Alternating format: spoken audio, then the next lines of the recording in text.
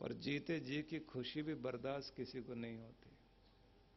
किसी को खाता पीता देखकर आदमी बर्दाश्त कहां करता है? किसी की तरक्की किसी को पसंद कहां आती है? किसी की तरक्की पर आदमी हार्दिक बधाई देता है, बोलता है हार्दिक बधाई, लेकिन अगर दिल से पूछो तो हार्दिक जलन, पूरा दिल जल रहा होता है। किसी को देखकर यह सोचा जा सकता है कि इसने तरक्की की है तो मुझे भी पीछे नहीं रहना, मुझे भी आगे बढ़ना है। तो आगे बढ़ने की प्रेरणा तो ली जा सकती है, लेकिन दूसरे को देखकर जलो नहीं, खींचो नहीं, ये नहीं सोचो कि अगर वो आगे बढ़ा है तो हमारा हक मार के तो नहीं बढ़ा, कुछ तो बात रही होगी।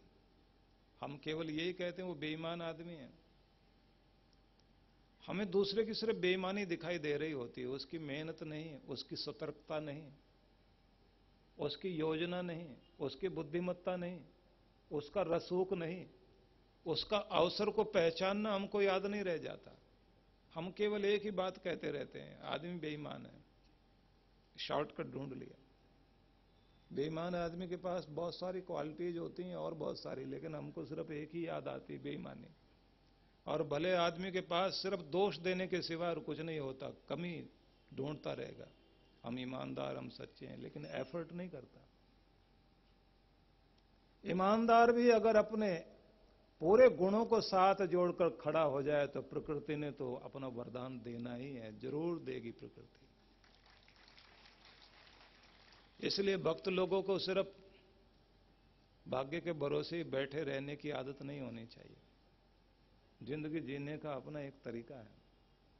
यदि हम चाहते हैं कि परमात्मा के खजाने से हमको बहुत कुछ मिल सके तो कुछ नियम हमें अपनाने होंगे, कुछ बातें सोचनी ही होंगी। प्रार्थना है कि हमारे मन पर गलत आदतें हावी ना हो जाएं, इसलिए प्रार्थना करो, परोपे ही मनस पाप किम संस्थानी संससी। ये वैदिक प्रार्थनाएं बता रहा हूं। वैदिक प्रार्थनाओं में यही कहा गया, मेरे मन में उठने वाले पाप दूर हट, क्यों मुझे नीचे गिराने के लिए आया है? मैं इतना दुर्बल नहीं हूं कि नीचे गिर सकूं। मैंने तुम्हें पहचान लिया, तुम मुझे गिराने के लिए आए हो। इसलिए जब भी गलत विचार मन में आए तो उठाकर बाहर फेंक देना। वैदिक प्रार्थनाएं अद्भुत हैं। तन्मे मनः शिव संकल्पमस्तु, मेरा मन शिव संकल्प वाला हो जाए। कौन सा मन? यज्जाग्रतो दूरमुदयति दैवम तदु सुप्तस्य तथैवैति। जागते हुए बहुत दूर दूर तक जाता है, कर्म करता है, सोते हुए भी तरह तरह के सपने और कल्पनाओं में डूबा रहता है। हमारा मन, चेतन मन सो भी जाए, लेकिन हमारा जो ये सब कॉन्शियस माइंड है, ये अपना काम कर रहा होता है। अनकॉन्शियस माइंड अपना काम कर रहा होता है। अंदर अंदर सारा काम चल रहा होता है। इसलिए अजीब बात है कि जब भी आप सुबह जागते हैं तो भावी जीवन के समस्त कार्यक्रम और कार्य योजनाओं की हेडलाइंस आपका मन आपके सामने ब्रेकिंग न्यूज की तरह सामने रख देता है। हर रोज सुबह सुबह आपके सामने बहुत सारी चीजें मन रख देगा, ये, और आप दुखी होने लग जाते हैं। तो आप भजन में मन लगा के उसे बुलाने की कोशिश करते हैं। जैसे ही मन ये सब ढूंढ के लाए तो फटाफट कागज लो और नोट कर लो, सारा जो भी एजेंडा है उसको नोट कर लो। और अगर चाहो तो अपने साथ एक मीटिंग कर लो उसी समय, टहलते टहलते, पानी पीकर थोड़ा थोड़ा टहलते रहो और उन सारे बिंदुओं पर, उन पॉइंट्स पर विचार कर करके क्या होना चाहिए, कैसे होना चाहिए। किसी एक मुद्दे को लो, आर्थिक पक्ष को लो, स्वास्थ्य को लो, परिवार को लो, अपनी उन्नति को लो। एक एक एजेंडे पर विचार करते करते टहलते जाओ।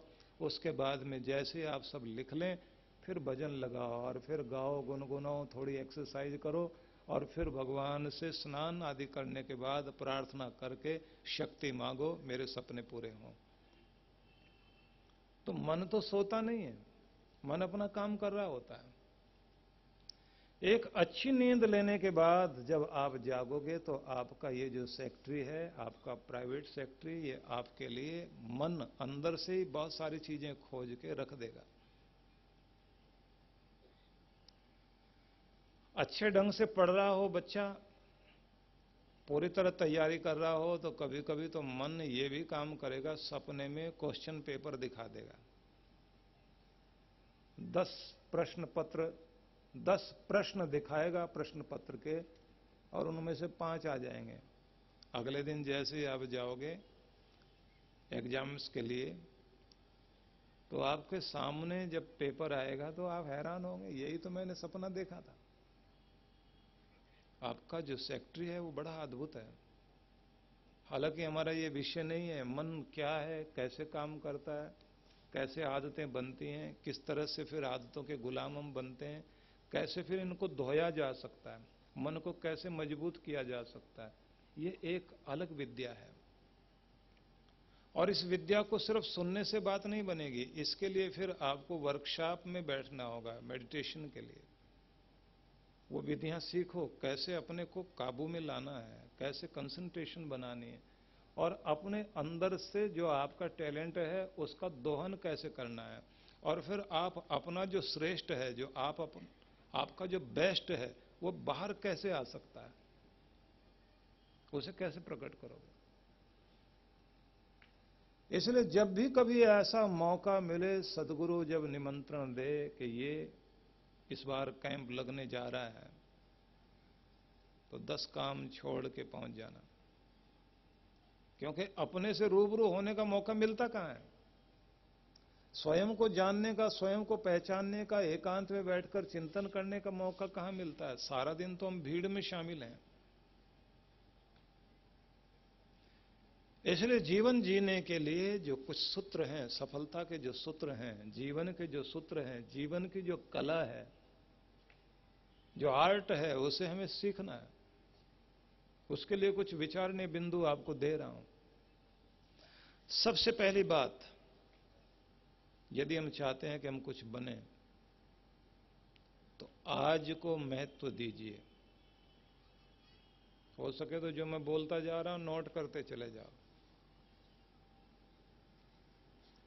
इतनी इतनी चीजें नोट करते हो तो कुछ ऐसी बात भी नोट करो ना जो आपके काम आए। सबसे ज्यादा कीमती चीज क्या है? और सब चीजें जो हाथ से चली भी जाएं दोबारा कमाई जा सकती हैं, फिर से आप उन्हें संभाल सकते हो, लेकिन एक ही तो ऐसी चीज है जिसको खो बैठे तो दोबारा मिलेगी नहीं, और वो है वक्त, समय। एक एक पल इकाई है समय की। वक्त की कद्र करें, तो आज को महत्व दीजिए। आने वाले कल में मैं ये करूंगा, वो करूंगा, जरूर कर पाओगे। वो तभी कर पाओगे जब आप आज को संभाल लोगे। आज को संभालने का मतलब है कि आज का काम कल पर नहीं टालना। आज का काम आज के लिए बहुत है। आप जो कल और टाल करके उसे बढ़ाना चाहते हैं, तो कल इतनी ताकत आ जाएगी आपके पास, कल का परसों पर, परसों का और आगे के दिन पर। काम टालू आदत डालने से आपकी तरक्की नहीं हो सकती, याद रख लेना। आज को महत्व दीजिए। जिसने आज को महत्व दिया तो उस आदमी के पास एक बात होती है, शुभ समय कौन सा? जब तुम जाग गए वही। उसी दिन निश्चय करो, आज ही मैं ऊंचा उठूंगा, आज ही आगे बढ़ूंगा। वेदों में भी इस तरह की प्रार्थनाएं हैं।